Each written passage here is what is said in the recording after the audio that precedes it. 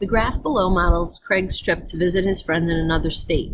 In the course of his travels, he encountered both highway and city driving. So we're noticing highway and city driving here.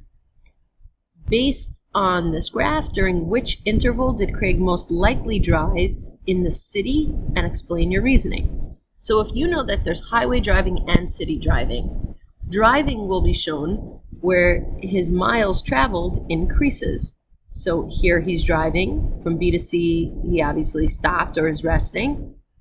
Here he's driving again, and here he's driving again. Now the reason I did this in a different color is you can see the red pieces are very steep, right? He's covering many miles in a short amount of time. The purple is not as steep. So what do you think that means? It means that the red must be the highway driving, where he's covering a lot of miles in a short amount of time. This purple must be the city driving, where you can't drive as fast.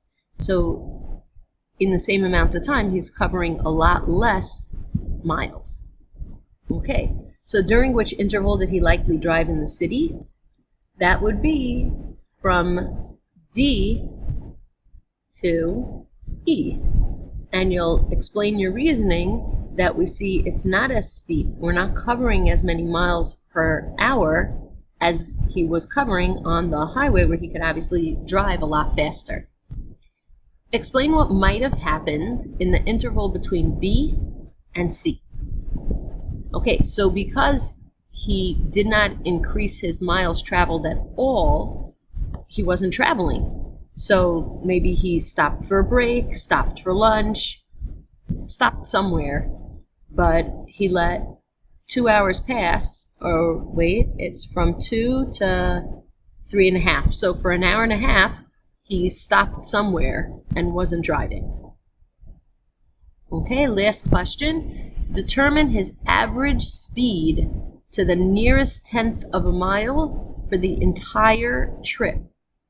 Okay, so to do this, the only parts of the trip we care about are going to be the beginning and the end. The first point is easy, that's 0, 0.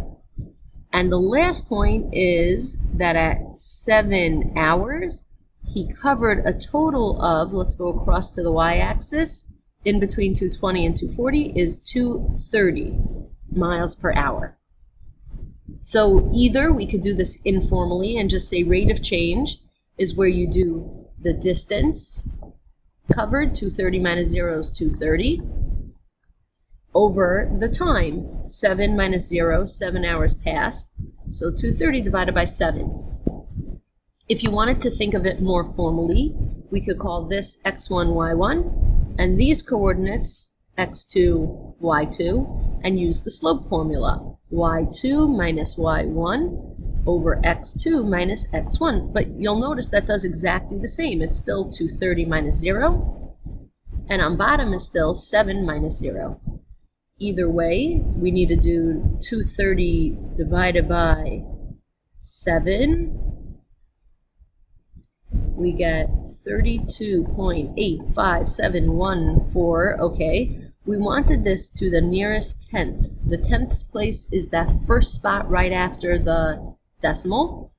To decide if it stays an 8 or becomes a 9, we look over to the next digit. 5 or higher tells us that we need to round up, and our speed in miles per hour for the entire trip was 32.9 miles per hour.